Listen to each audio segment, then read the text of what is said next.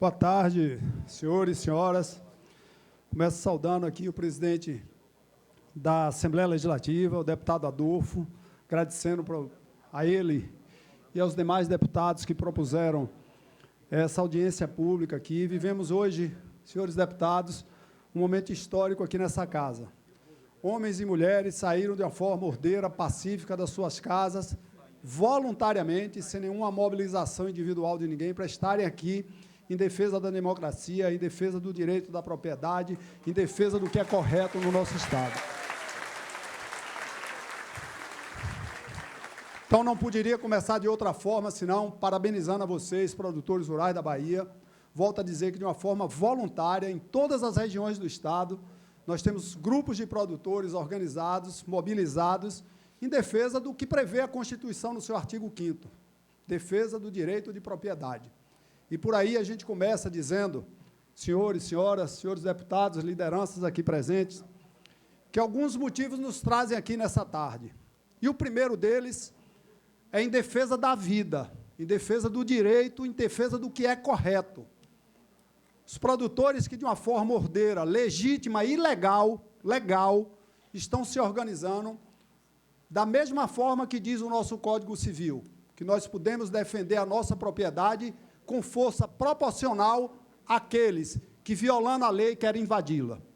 Então, os produtores estão exercendo aqui, em todas as regiões do Estado, o direito de defender o que, com o seu suor, com o fruto do seu trabalho, conseguiram, através do tempo e através de muitos e muitos familiares que já não estão aqui mais nesse Oriente, defender a geração do emprego, da renda e a defesa do direito à propriedade. Quero também dizer que nós temos, senhores produtores, senhores deputados, que tirar das costas esse peso do produtor rural, que invasão de terra é problema de produtor. Invasão de terra é crime previsto no Código Penal brasileiro. E como crime, ele é um problema de toda a sociedade. O crime é problema de toda a sociedade e todos nós temos que nos envolver, não podemos nos omitir, nem como cidadão, nem como representantes dos poderes constituídos. Está escrito lá. E nós temos que dividir, inclusive, esse ônus com o restante da sociedade, porque a invasão que começa no campo termina na residência, no comércio, na indústria de outras pessoas, homens e mulheres que trabalham para gerar o emprego e a renda nesse Estado. Então, esse é o primeiro ponto. Invasão é um problema da sociedade como um todo e precisa ser defendido por nós, cidadãos, e precisa ser apoiado por os poderes constituídos, que têm a obrigação de cumprir a legalidade que está prevista na nossa Constituição e nos nossos códigos. Segundo ponto é dizer que nós estamos aqui, nessa tarde, buscando diálogo. E lugar melhor não teria que não a nossa Assembleia Legislativa, a Casa da Democracia, a casa onde tem aqui a representação de todos os mais legítimos representantes do povo da Bahia, de todas as matizes, de todas as cores, para, em busca do diálogo, a gente defender a legalidade. Não podemos, senhores e senhoras, nossos representantes aqui na Assembleia, nos omitir nesse momento que a gente está vivendo no nosso Brasil. O conflito é eminente. Ninguém pode negar desconhecimento. A imprensa diz todos os momentos. Tivemos esse final de semana mais 3 invasões. E quando eu digo que nós estamos prioritariamente em defesa da vida, é porque esses conflitos, a gente sabe como começa e não sabe como termina. E a defesa da vida é a defesa de trabalhadores, de produtores, da sociedade civil, da polícia militar, que tem tentado conduzir de uma forma ordeira essa reconstituição das propriedades para os seus produtores. Então, em nome da Federação, eu quero aqui dizer que nós precisamos urgentemente uma intermediação para que o governo do Estado possa sentar na mesma mesa com os poderes constituídos para a gente criar uma condição de tranquilidade no campo. As pessoas, homens e mulheres, precisam voltar para suas casas para poder continuar trabalhando, gerando 23% do PIB do nosso Estado, 30% dos empregos, mais de 50% das exportações desse Estado é do setor agropecuário. São de vocês, homens e mulheres, que estão lá no campo, trabalhando de uma forma legal, para ajudar a gerar o emprego e a renda da nossa Bahia.